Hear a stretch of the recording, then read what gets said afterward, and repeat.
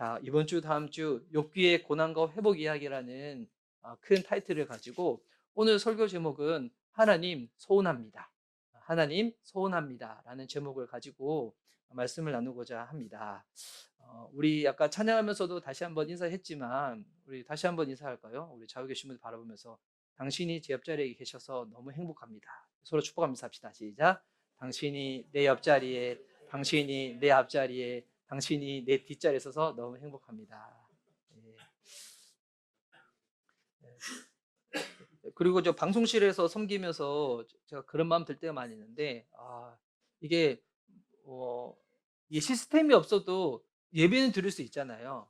그런데 우리 교회 성도님들이 찬양할 때 좀 더 집중할 수 있도록, 그래서 앞에 PPT도 띄우고, 또 성경책 찾아서 보는 게 제일 좋다고도 저도 생각을 하지만, 또 성경책 없으신 분들을 위해서, 신앙이 약하신 분들을 위해서 PPT를 띄우곤 하는데, 막상 이러다 보면 누군가의 섬김과 봉사로 인해 가지고 그 당사자는 예배에 집중하는 게 참 쉽지 않을 수도 있거든요. 그래서 우리 매번 섬겨주는 우리 방송실을 위해서 우리 한번 감사의 박수 한번 할까요? 네.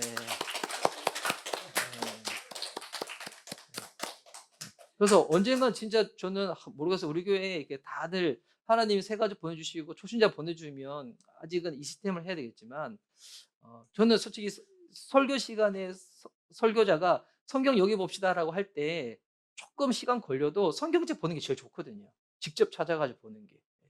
근데 이제 성경책 없는 너희들 때문이야. 예, 너희들 때문에. 예. 예, 핑계를 돌렸어요. 자, 여러분은 서운한 감정이 드실 때 그거 잘 표현하신 편이세요? 아니면 이거 좀 숨기는 편이세요? 좀 어떠세요? 예.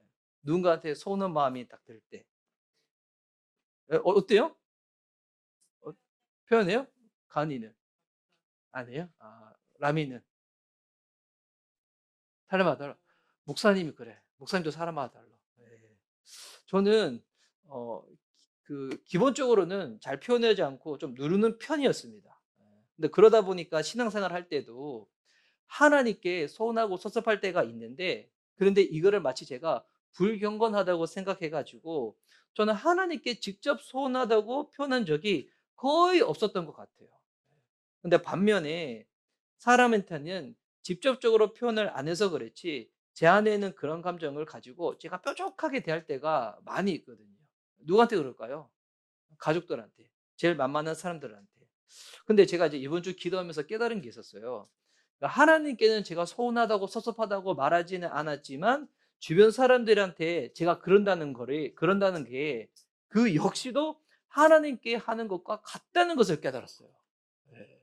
근데 이건 설명하면 너무 좀 길어지니까 제가 설명까지는 하지 않겠습니다. 제가 깨달았어요. 내가 아내한테, 자녀들한테 좀 서운하다고 톤을 높이고 소리 지르는 게 이게 하나님께는 내가 그러지 못하지만 이게 하나님 앞에 하는 거랑 똑같은 거구나. 이거를 깨달았어요. 그러면서 제가 한번 곰곰이 살펴봤는데 나는 왜 이러는가? 왜 하나님 앞에 이렇게 좀 서운하거나 섭섭할 때 잘 표현을 못하는가? 이게 제 경우예요. 제가 사춘기를 건강하게 잘 보내지 못해서 그래요. 제가 사춘기를 건강하게 잘 보내지 못했다는 거는 제가 사춘기 때 방탕하게 생활했다 이건 아니에요. 사춘기 때 제 모습 보면 저는 진짜 학교 집 계속 이렇게만 다녔거든요. 근데 여러분 이게 겉모습으로는 되게 성실해 보이지만 그 안에 이면적으로는 그렇게 건강한 건 아니에요. 예. 그러면 그렇게 학교 집 말고 딴 데도 이탈해라 그게 아니라 여러분 사춘기가 어떤 시기예요? 모든 것이 의심스럽고 부정하는 시기잖아요. 그런 의심과 부정이 있을 때 이 마음을 받아줄 수 있는 가족이 있어야 되고 공동체가 있어야 되고, 가족과 공동체가 없더라도 그 단 한 사람이라도 있어야 되거든요. 근데 그 단 한 사람이 없을 때 어떻게 될까요? 의심과 이 모든 것을 부정하고 싶은 마음들을 꾹 눌러놨다가 여러분 이게 사라지지 않아요. 정말 하나님이 우리를 하나님의 형상으로 피조물로 만들었다면 언젠가 이게 터질 때가 와요.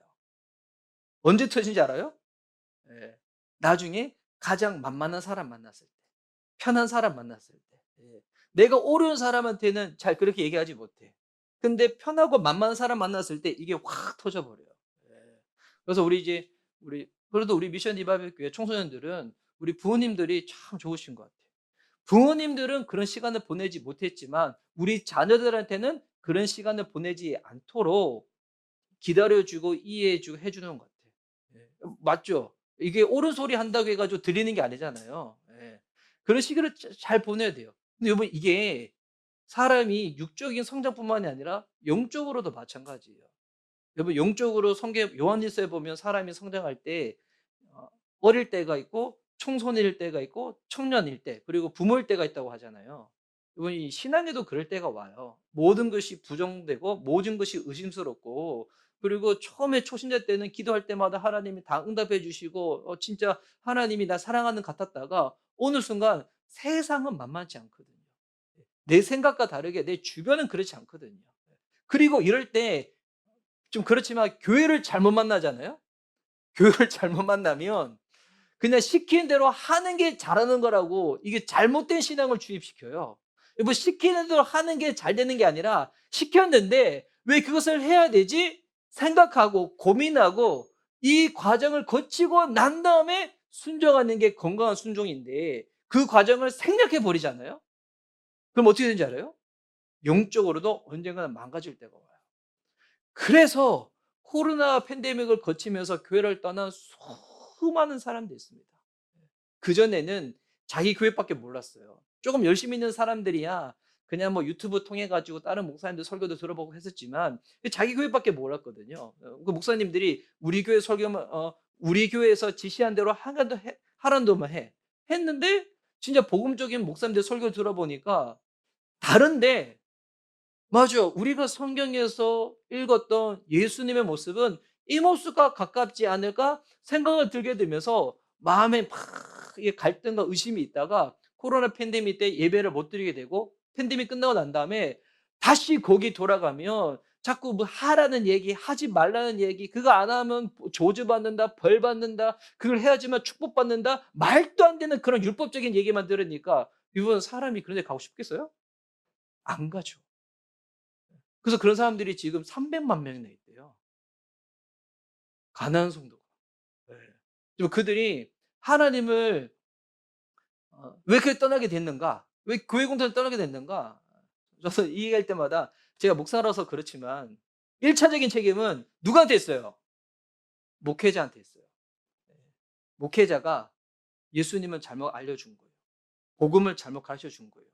교회 공동체를 잘못 알려준 거예요. 그러다 보니 일부러 그 험한 데 다시 들어가고 싶은 마음이 생기지가 않는 거죠. 예. 그래서 이 영적인 사춘기의 시기들이 있거든요. 영적인 사춘기 시기들을 건강하게 잘 보내잖아요. 그러면 정말 사람이 깊어지게 되고 성숙해져요. 근데 그 시기를 보내야 할 때 억압적이고 자꾸 가르치려고만 하고 자꾸 못한다, 잘한다 이렇게만 해 버리면 여러분 그런 얘기 들었을 때 기분 좋으신 분들. 예. 그런 얘기 들었을 때. 예. 제가 오늘 아침에 은하가 왔는데 막 공부하고 있는 거예요. 예. 은하는 집에서도 공부하지 그렇게? 막 하고 있는 거예요. 그래서 제가 뭐 보니까 야 영어 수학이 저도 중학교 때 그렇게 배웠나? 뭐 되게 어려운 거 하고 있는 것 같은 거예요. 그래 가지고 야 제가 풀려고 했는데 제가 잘 못 풀었어요. 근데 은혜가 저를 차근차근 잘 알려주는 거예요. 예. 근데 그때 제가 "야 목사님 이거 못해서 이런 줄 알아?" 막 하면서 막 한다. 그럼 은혜가 다음부터 저 알려주고 싶겠어요? 아니겠죠. 그래서 제가 은혜한테 들어오기 전에 부탁했거든요. 예. 목사님이 설교할 때 힘 받을 수 있도록 오늘 나 잘 쳐다봐 달라고. 예. 10 초에 한 번씩 쳐다봐 줘. 알았지? 네. 여러분 그래서 그런 사춘기 시기를 잘 보내야 되는데 어 이 얘기를 왜 하는가? 오늘 우리가 좀 나누고자 하는 욥기서에 나오는 욥이 지금 마음이 하나님께 서운한 거예요. 섭섭한 거예요. 예. 여기서 여러분 일단 욥기서를 한번 읽어 본 적 있으세요? 욥기서가 좀 분량이 많아요. 42 장까지 되는데 욥기서를 나중에 시간 되시면 꼭 한번 읽어 보세요. 욥기의 주제가 뭐냐면 착한 사람이 왜 고난을 당하는가? 이에 대해서 정직하게 다루고 있는 성경이 욥기서입니다. 근데 욥기서 읽다 보면 이 질문에 단순히 정답을 알려주는 것이 아니라 하나님에 대한 우리가 오해하고 있는 부분들을 알려주시고 치유해 주십니다. 그래서 신앙이 깊어지게 만드는 성경이에요. 네. 그래서 욥기서는 이 신학적으로 되게 주제가 중요하고 그리고 정말 이게 좀 되게 어떻게 보면 되게 하나님의 신비를 다루고 있는 책이거든요. 그래서 신앙이 흔들릴 때 대부분 많이 권해요. 욥기서를 읽어 보라고. 신앙이 흔들리시는 분들 욥기서 읽어 보시고요. 나 지금 신앙이 흔들리지 않는다. 미리 예방책으로도 한번 읽어 보시기 바랍니다. 네. 그래서 욥기서를 읽어 보지 못하신 분들을 위해서 이 42장을 제가 몇 문장으로 줄거리를 쫙 해 드리면 욥은 하나님 앞에서 되게 의로운 사람이었습니다. 그런데 하루아침에 모든 것을 다 잃어버렸어요. 이때 욥의 세 친구가 와서 욥한테 이렇게 말해요. 네가 죄를 지었기 때문에 고난을 당하는 것이라고.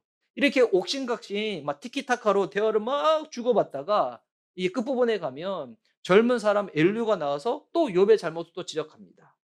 욥은 억울하다고 끝까지 항변을 하거든요. 그리고 마지막 순간에 하나님이 나타나셔서 욥에게 말씀하세요. 욥이 하나님의 그 말씀을 듣고 난 다음에 그제서야 내가 하나님을 오해했습니다. 이제 내가 하나님을 제대로 알겠습니다. 라고 고백하는 본문이 오늘 읽었던 본문이에요. 42장 1절에서 6절 말씀. 그래서 욥기서를 이 긴 성경을 한 문장으로 줄이면 이렇게 되는 거예요. 하나님께 소원했던 한 신자가 하나님을 사랑하게 되는 이야기. 마음이 힘들고 괴롭고 고통 가운데 있을 때 욥기서를 읽으면서 성령의 도움을 받으면서 욥기서를 한번 읽어보세요. 주님이 우리의 마음을 만지실 거예요. 치유해 주실 거예요. 치유 정도가 아니라 더 나아가서 하나님을 바르게 사랑하는 것이 무엇인지 알려줄 거예요. 그래서 오늘과 다음 주 두 주에 거쳐서 이 욥기서를 가지고 설교를 할 때 오늘은 욥이 당한 고난을 중심으로 좀 말씀을 나누고요. 다음 주에는 욥이 고난을 당할 때 새 친구와 젊은 사람 엘류가 와서 욥에게 네가 잘못해서 그런 거야라고 이야기를 하거든요. 이거 친구들의 그릇된 관점으로 욥한테 그러는 거예요. 그래서 그 친구들의 관점이 뭐가 잘못됐는지 그걸 좀 나누려고 합니다.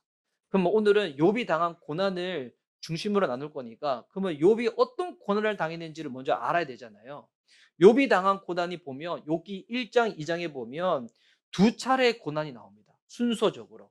그 편의상 1차 고난, 2차 고난 이렇게 말할게요. 1차 고난 때 욥은 무엇을 잃어버리냐면 재산을 잃어버리고요. 또한 자녀를 잃어버립니다.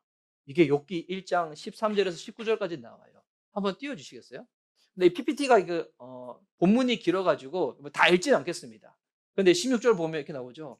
하늘에서 하나님의 불이 떨어져서 양떼와 목동들을 살라버렸습니다. 좋은 자만 겨우 살아남아서 주인 어른께 이렇게 소식을 전해드립니다. 자, 지금 뭐 잃어버린 거예요? 양떼와 목동들을 살라버렸습니다. 재산을 다 상실해버린 거예요. 18절, 19절에 보면은 또 이렇게 색깔 나는 거 있죠. 주인어들의 아드님과 따님들이 큰 아드님 댁에서 한창 음식을 먹으며 포도주를 마시는데 식사 시간이었나 봐요. 이렇게 만찬이었나 봐요. 그런데 광야에서 강풍이 불어와서 뭐 태풍 같은 게 불어왔는지 허리케인이 왔는지 그 집 내 모퉁이를 내리쳤고 집이 무너졌습니다. 그때 젊은 사람들이 그 속에 깔려서 모두 죽었습니다. 좋은 자만 겨우 살아남아서 주인 어른께 이렇게 소식을 전해드립니다. 뭘 잃어버렸어요? 재산 다 잃어버리고 자녀가 다 죽어버렸습니다. 네. 안타깝죠. 근데 이게 1차 고난이에요. 여기서 끝나지 않아요. 연달아서 2차 고난이 옵니다. 2차 고난 때는 욥은 무엇을 잃어버리는가? 건강을 잃어버려요. 이게 욥기 2장 7절에서 8절에 나옵니다. 한번 더 띄워주세요. 그 다음. 자, 이거는 본문이 짧으니까 같이 한번 읽어볼까요? 자, 시작. 사단은 주님 앞에서 물러나 곧 욥을 쳐서 발바닥에서부터 종술에게까지 악성 종기가 나서 고생하게 하였다. 그래서 욥은 잿더미에 앉아서 옹기종각을 가지고 자기 몸을 끓고 있었다. 보니까 발바닥에서 종수리까지 심한 병으로 고통을 알았어요. 근데 얼마나 이게 지금 괴롭고 간지러운지 질그릇 조각을 가지고 몸을 팍 끌고 있다는 거예요. 뭐 그림이 그려지시나요? 긁으면서 막 피부도 상하고 피도 나겠고 막 그러겠죠. 이럴 때 아내가 욥한테 뭐라 얘기하냐면 욥이 그래도 하나님 앞에서 의롭게 산다고 살았는데 이런 이해가 되지 않는 고난이 1차, 2차. 생각해 보세요. 재산 잃고 자식 잃고 건강 잃었다. 다 잃은 거 아니에요? 여러분 우리가 하나님 앞에서 언제 서운한 마음이 드는지 알아요?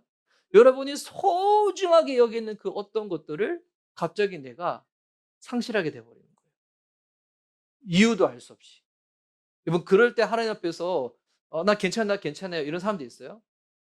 괴롭지 않겠어요? 고통스럽지 않겠어요? 지금 욥이 그런 거예요. 그랬더니 아내가 욥한테 "그런 하나님 욕하고 죽어버리라."고 라고 합니다. 그러면 이런 고난이 1 차, 2차 올 때 여기서 이제 우리가 봐야 될 것은 뭐냐면 욥이 어떻게 반응했냐는 거예요. 예.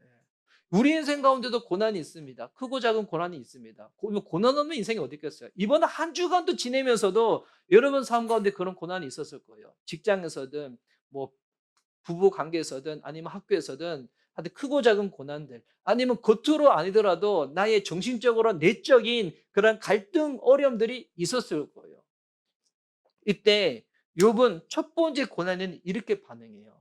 이게 욥기 1장 20절에서 22절에 있거든요. 한번 또 띄워 주세요. 자, 요 부분인데 요 부분 제가 한번 읽어 드릴게요.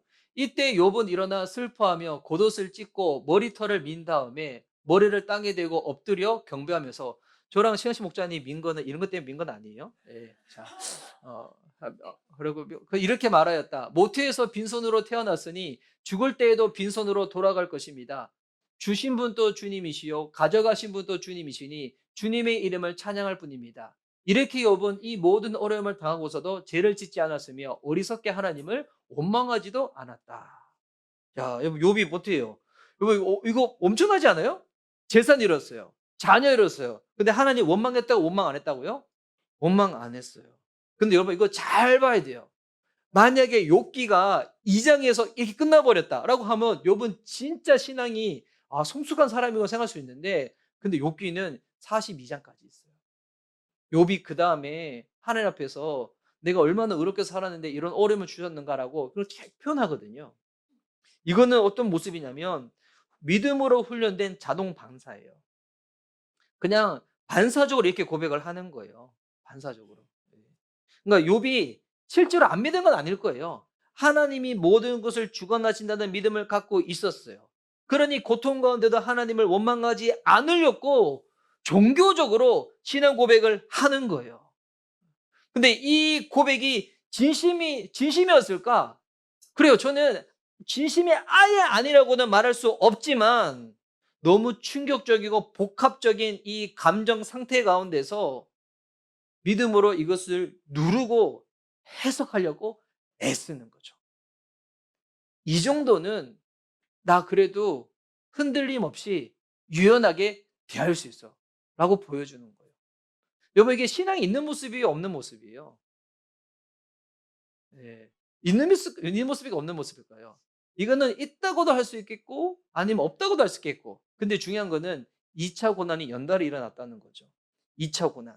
자, 2차 고난 때 욥이 어떻게 됐다고요? 건강을 잃어버렸어요. 이해되지 않는 육신의 질병의 고통이 있었던 거예요. 그때 욥은 이렇게 반응합니다. 욥기 3장 1 절에서 3 절. 자, 우리 본문 짧으니까 한번 읽을게요. 자, 시작. 드디어 욥이 말문을 열고 자기 생일을 저주하면서 울부짖었다. 내가 태어났던 날이 차라리 사라져 버렸다라면 남자아이를 배웠다고 좋아하던 그 밤도 망해 버렸다면 그리고 제가 3절까지 했지만 나중에 욥기서를 직접 보세요. 그다음부터 한 장 내내 자기 인생을 저주합니다. 한 장 내내. 이럴 것 같았으면 왜 나를 태어나게 했냐고. 이 얘기를 계속 얘기를 해요. 자, 1차 고난 때 욥이 어떤 반응을 보였어요? 자식 잃고 재산 잃었을 때는 약간 학습된 믿음으로 누르면서 자기 감정을 절제하면서 나 원망하지 않겠다고 했잖아요. 그런데 2차 고난 때는 죽고 싶다는 말과 더불어서 자기 인생을 셀프로 계속 저주를 합니다. 예. 지금 욥은 단순히 슬픈 게 아니에요. 지금 그 내적으로 신앙적인 혼란이 있는 거예요. 이것이 겉으로 표출된 거죠. 이걸 보면서 욥이 가진 이 신앙의 특징을 알 수 있어요. 뭐 욥은 어떤 신앙의 특징을 갖고 있었냐면 약간 이게 종교적인 프레임이에요. 욥은 이런 생각 가지고 있었던 거죠. 하나님이 의인을 복 주시고 악인을 벌하신다. 이 고정관념 안에서 살아갔던 게 욥이었어요. 예. 하나님은 의인을 복주시고 악인을 벌하신다. 그런데 자신은 아무 잘못이 없는데 고난을 겪은 거예요. 그때 지금 뭐가 흔들리는 거예요? 자기가 갖고 있었던 이 종교적인 신념이 흔들리기 시작하는 거예요. 그럴 때 하나님 앞에 실망하고 분노하고 당혹스럽고 슬픈 이 복합적인 감정이 터져 나온 거예요. 여러분, 우리도 각자 나름대로 가지고 있는 그런 종교적인 프레임, 신앙적인 프레임이 있을 거예요. 그리고 여러분은 이거를 세상적인 말로는 신념이라 얘기하죠. 이거를 또 다른 표현으로는 뭐 가치관, 세계관이라고 표현해요. 근데 여러분, 이게 흔들릴 때 사람들은 힘들어요. 여러분, 대부분 여러분 갖고 있는 신념 체계들이 있습니다. 어떤, 저 가끔 얘기하잖아요. 왜 중고등학생들이 공부 열심히 해가지고 좋은 대학 가려고 해요? 예, 왜 좋은 대학 가려고, 이거 왜라는 질문을 던져볼까? 왜 대학 가려고 해요? 왜 취직하려고 해요? 왜 돈 벌려고 해요? 왜 여유가 생기를 유지하려고 해요? 왜 살아있어야 돼요? 언젠간 죽을 건데. 언젠간 죽을 건데. 예. 예. 언젠간 죽을 건데 우리가 여러분 생각해 보세요. 여기서 나는 죽지 않는다고 생각하시는 분들. 예. 언제 우리 다 죽을 거예요. 언젠가 우리 인생은 다 죽습니다. 그런데 한 번 죽는 그 인생을 바라봤을 때 우리가 공부하는 이유, 결혼하는 이유, 돈을 많이 벌려고 하는 이유, 하여튼 여러 가지 많은 이유들, 여기에 죽음이라는 이 것을 딱 가지고 왔었을 때 대답할 수 있을까요? 힘들죠. 여러분, 그럴 때 여러분 각자 가지고 있는 신념체계가 흔들리는 거예요. 맞아. 나 가족들을 위해 가지고 열심히 살아서 애쓰고 돈 벌었는데 어느 순간 자녀가 나한테 대들기 시작하는 거야. 그리고 "엄마 아빠가 날 위해서 뭘 해 줬어요. 날 사랑한다고요. 나 모르겠는데요." 할 때 부모의 마음이 무너지기 시작하는 거예요. 예. 그리고 나는 정말 저 직장에 들어가면 원한이 없겠다고 열심히 공부해서 직장에 막상 들어갔는데, 소위 말하는 대기업에 들어갔는데 막상 들어가 봤더니 더 괴로운 거야. 그러면 행복할 줄 알았는데 더 인생이 괴로운 거야. 그럴 때 자기의 신념 체계가 한 번 더 꺾이게 되겠죠. 예. 여러분, 이거를 신념 체계가 바뀌는 것을 성경에서 뭐라고 표현하는지 알아요? 여러분, 이게 회심이에요. 이게 회심이에요. 여러분, 그래서 사회적인 회심이 있어요. 사람의 신념 체계가 바뀌는 순간. 그러면 종교적인 회심, 신앙적인 회심은 뭘까요? 나는 이렇게 살면 하나님이 당연히 내 인생에 복 주시고 잘 되게 해 주셔야 된다고 생각을 했는데, 그렇게 했는데도 불구하고 잘 되지 않은 거예요. 재산 잃고, 자녀 잃고, 건강 잃고. 욥에게는 이 세 가지 이렇지만 여러분 인생에도 그런 게 있을 거예요.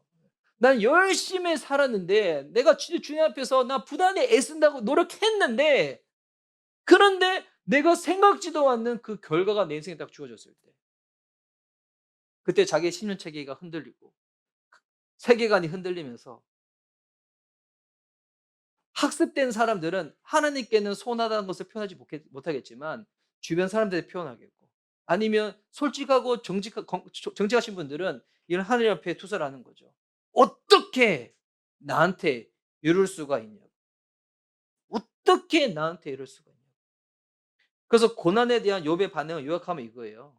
처음에는 잘 견뎠는데 점점점 속이 무너지고 있었습니다. 그리고 두 번째, 믿음으로 눌렀지만 마음 깊은 곳에서 하나님께 서운한 거예요. 여러분, 이게 본격적으로 언제 확 드러난지 알아요? 욥의 세 친구가 와서 욥이랑 대화를 나누기 시작해요. 거의 뭐 토론 배틀이거든요. 욥이 이때 자기의 감정을 점점점 드러내기 시작하는 거예요. 뭐라고 고백하는가? 나는 죄가 없는데 내가 왜 이런 고난 당해야 돼? 하나님이 나 훈련하는 것도 수준이 있어야지 왜 나를 이 정도까지 과하게 치시는 거야? 라고 원망하기 시작해요. 물론 욥의 세 친구는 잘못된 율법적인 프레임으로 욥을 막 몰아세웠거든요. 욥의 세 친구에 대한 부분은 다음 주에 배울 거예요. 이거 다음 주에 배울 때 아, 진짜 회개하는 마음이 저는 많이 들었어요. 제가 그렇게 했구나. 지금까지 목회를. 예. 그러니까 이 세 친구들은 이렇게 생각하는 거예요. 네가 고난 당하는 것은 네가 죄 지었기 때문이야. 네가 잘못 지금 당하는 것은 네가 잘못했기 때문이야. 이때 욥은 자기도 스스로 생각지도 못했던 모습을 보게 됩니다. 하나님께 따져 묻고 항변하고 막 울부짖어요. 욥이 괴로우니까 그랬겠지만 욥은 그렇게 하면서도 스스로 놀랐을 거예요. 왜냐하면 지금까지 본인은 나름 준수하고 괜찮고 사람들한테 인정받는 삶을 살았는데 이 자기 안에 있는 그 진짜 수준 낮음이 탁 드러난 거예요. 여러분 이거 인생에서 우리 경험할 때가 있어요. 언제 대부분 경험하십니까? 결혼할 때. 여러분 결혼하다 보면 가끔 말씀드리잖아요. 결혼을 생활을 통해서 행복을 누리지만 결혼의 궁극적인 목적이 행복이면 그 인생 불행해진다고. 여러분 결혼의 성경에 나오는 결혼의 진짜 목적은 뭐냐면 성화예요. 주님을 닮아가는 거예요. 예. 결혼을 통해서 주님을 닮아갈 수 있다. 빚어가시거든요. 그리고 주님을 닮아가는 내 삶을 보면서 행복을 누리게 돼요. 저 사람을 통해서 저 사람이 나한테 있는 필요한 것들을 다 충족시켜 주면 행복할 것 같잖아요. 여러분 그런 배우자 있을까요? 없을까요? 예. 그런 배우자가 왜 우리를 만나겠어요? 왜 너희 날 만나? 예. 물론 이게 서로 성화되면서 뭐 그런 부분들이 없지 않아 있겠지만 결혼 생활할 때 여러분 사람들이 제일 힘들어하는 이유가 뭔지 알아요? 자기의 밑바닥을 보게 돼요. '내가 이렇게 소리 지르네. 내가 이렇게 짜증 내네. 내가 이렇게 정말 이기적인 존재였네.' 예. 근데 결혼 전에는 여러분 이거 누구한테 그럴까요? 만만한 가족들한테. 만만한 가족들한테. 그런데 여러분 이게 가족도 없어. 그런 대상자도 없어. 이런 사람은 어떻게 되는지 알아요? 내적으로 혼자서 계속 괴롭다가 아니면 운동으로 풀든지 취미로 풀든지 다른 걸 푸는데 그런 것조차도 풀리지 않는 사람들이 뭐가 경험하는 거예요? 공황장애 같은 걸 경험하는 거예요. 풀 데가 없는 거야. 그래서 풀 데가.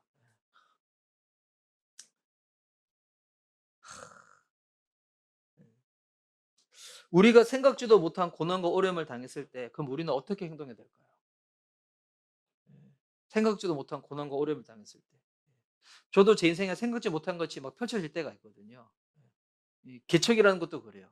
저는 개척을 생각한 적이 없었어요. 예. 개척이라는 것도 그렇고 또 개척을 할 때 저는 그래도 나름 한 교회에서 오랫동안 신앙생활을 했었기 때문에 되게 응원해 주고 지지해 주고 후원해 줄 줄 알았어요. 그런데 전혀 그게 없었어. 오히려 더 경계 가운데서 조금 그랬었고. 그리고 하여튼 그 시간을 보내면서도 저는 그전에 좀 제 안에 약간 패배주의적인 생각이 많아 가지고 학습이 돼 가지고 '맞아. 내가 교회를 이렇게 개척하고 시작하더라도 우리 교회는 성장하지 않을 거야. 성장 않을 거야. 성장하지 않을 거야.'라는 솔직히 그 이면에 뭐가 있는지 알았어요? 뭐가 있었냐면 성장하고 싶은 마음이 있었어요. 예. 성장하고 싶은 마음이 있으니까 스스로 성장 못할 것 같으니까 '성장하지 않을 거야. 성장하지 않을 거야.' 스스로 막 그렇게 했던 거였죠. 우리 인생에 생각지 못한 고난이 있습니다. 자녀가 내 생각대로 되지 않아. 직장 가서 열심히 일했는데도 보니까 내가 했던 모든 공과를 난 누리지 못하고 엉뚱하게 다른 상사가 다 가져가. 예. 그리고 난 정말 주님 앞에서 나 열심히 새벽 예배도 드리고 기도도 하고 충성도 했는데 우리 가정은 잘 안 풀려. 남편도 그렇고 또 자녀도 그렇고 잘 안 풀려. 그리고 난 자꾸 오해만 받고. 우리 안에 그런 고난들이 있어요. 그리고 생각지도 못하게 나는 건강 하나는 내가 참으며 살아왔는데 여러분 이게 30 대가 되고 40 대가 되면 어느 순간 깨닫게 되거든요. 이게 내 몸이 아니구나. 이제는 이게 체력적으로 쉬어도 풀리지 않고 이 피곤이 풀리지 않는 것을 경험할 때가 더 오게 돼요. 그러다 생각지 못하면 질병들이 툭툭툭 떨어질 때가 있죠. 아침에 기사를 봤어요. 제가 어렸을 때 배구 좋아했는데 그 배구 선수 중에 장윤찬 선수가 갑자기 탁 이렇게 돌아가셨다고. 예. 요 배구 선수 얼마나 건강한 사람이에요. 근데 그런 사람들도 질병 가운데서 갑자기 막 죽어버렸다는 거예요. 이런 고난과 어려움을 당했을 때 우리는 어떻게 해야 될까요?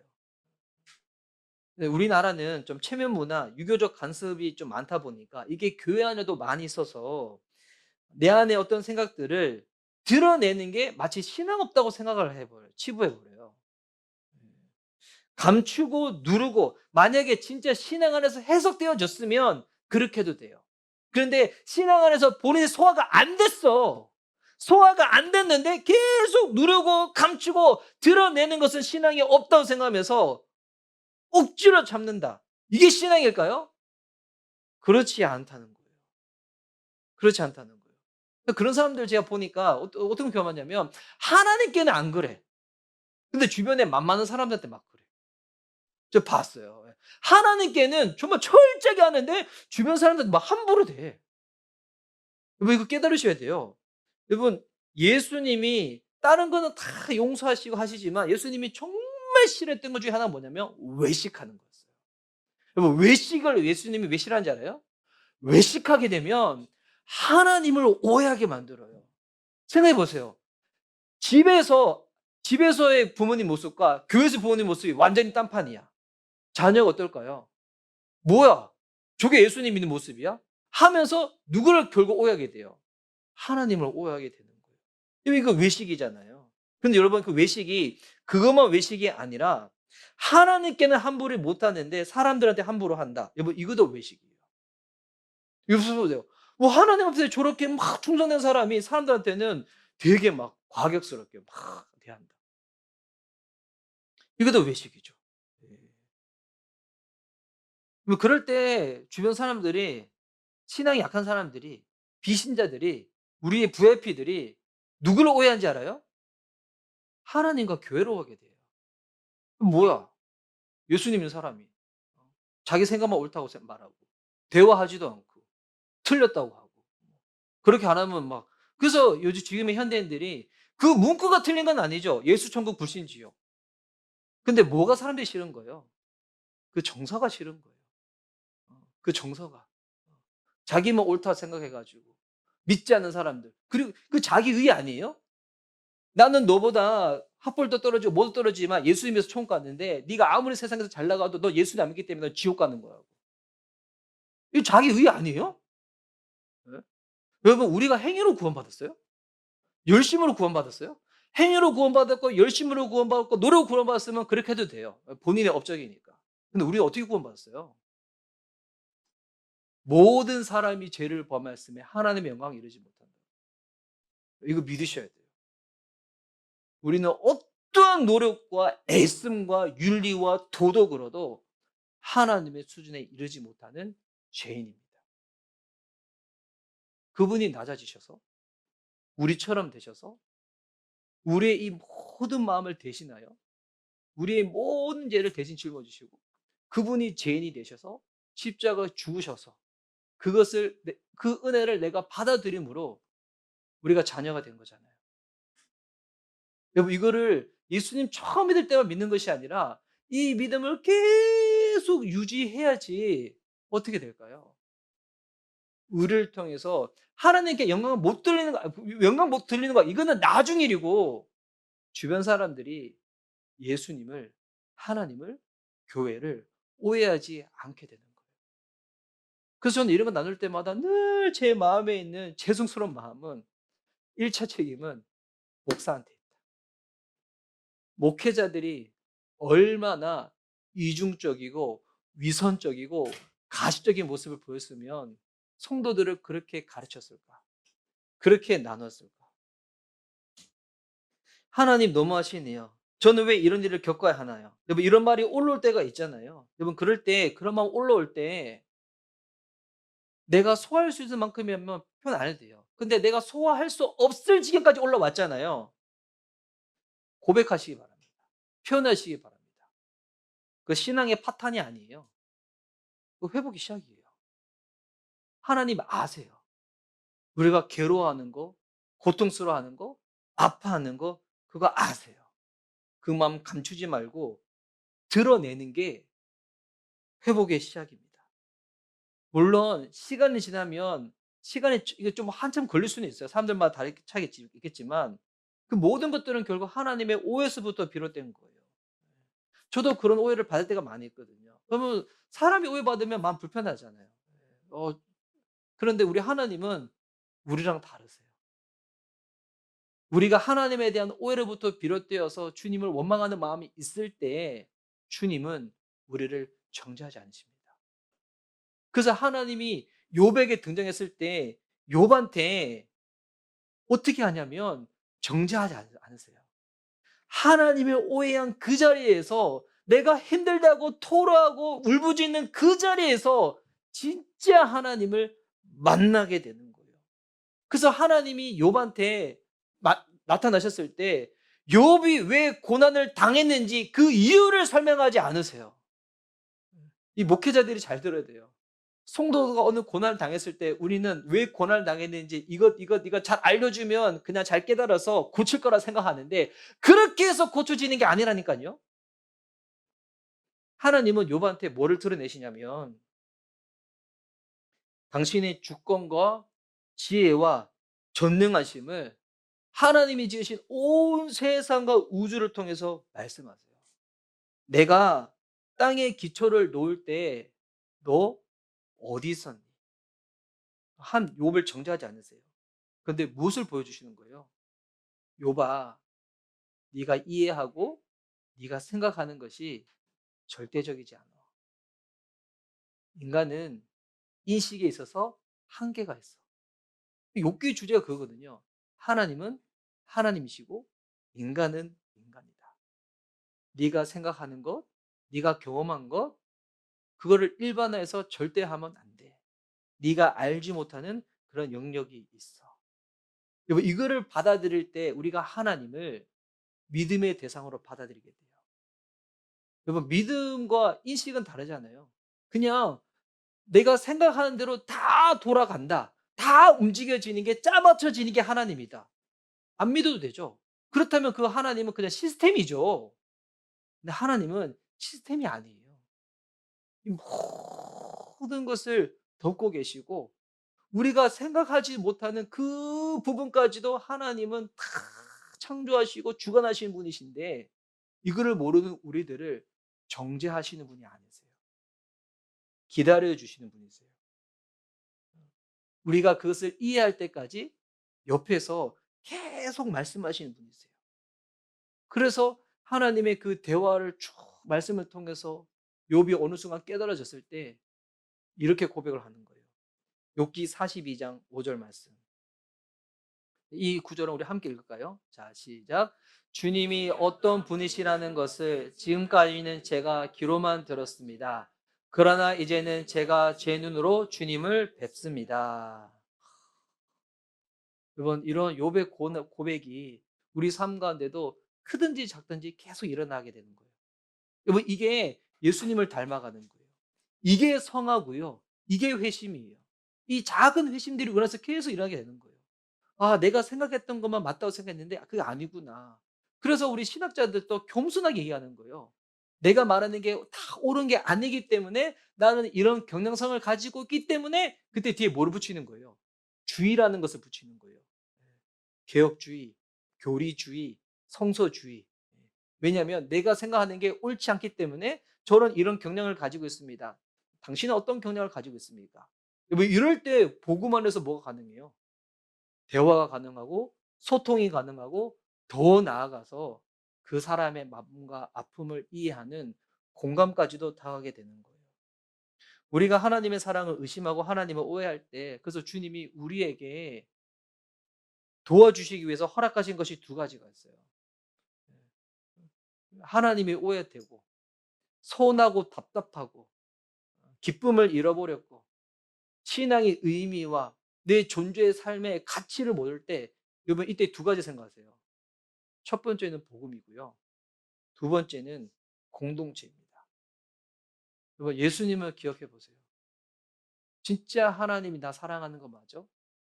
진짜 하나님이 나 위하시는 거 맞아? 그때 예수님이 우리를 위해서 뭐 하셨는지. 뭐 하셨습니까? 돈이 없을 때 그냥 돈 몇 푼 쥐어주는 정도였어요? 근데 고난이 내가 조금 문제가 풀지 않았을 때 그냥 문제 정도 풀어주는 길이었어요? 아니에요. 예수님이 우리를 위해서 행하신 일은 뭐냐면 우리가 하나님과 친해질 수 있도록 그 길을 여시기 위해서 예수님이 직접 십자가에서 고난을 당하시고 죽으셨던 거예요. 예수님 죽으셨을 때 하나님 앞에 이렇게 고백하죠. 나의 하나님 어찌하여 나를 버리셨나이까. 예수님이 성부 하나님께 마음 어떤 거예요? 서운한 거예요. 어떻게 나 버리셨어요?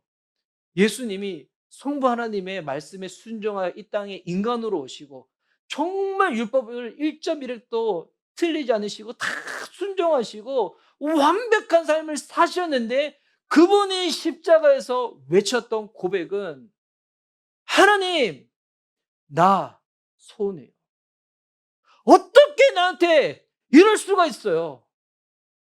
이 고백을 하시는 거예요. 예수님의 그 고백에는 우리의 소원함, 우리의 억울함, 우리의 비통함, 그것이 다 들어가 있는 거예요.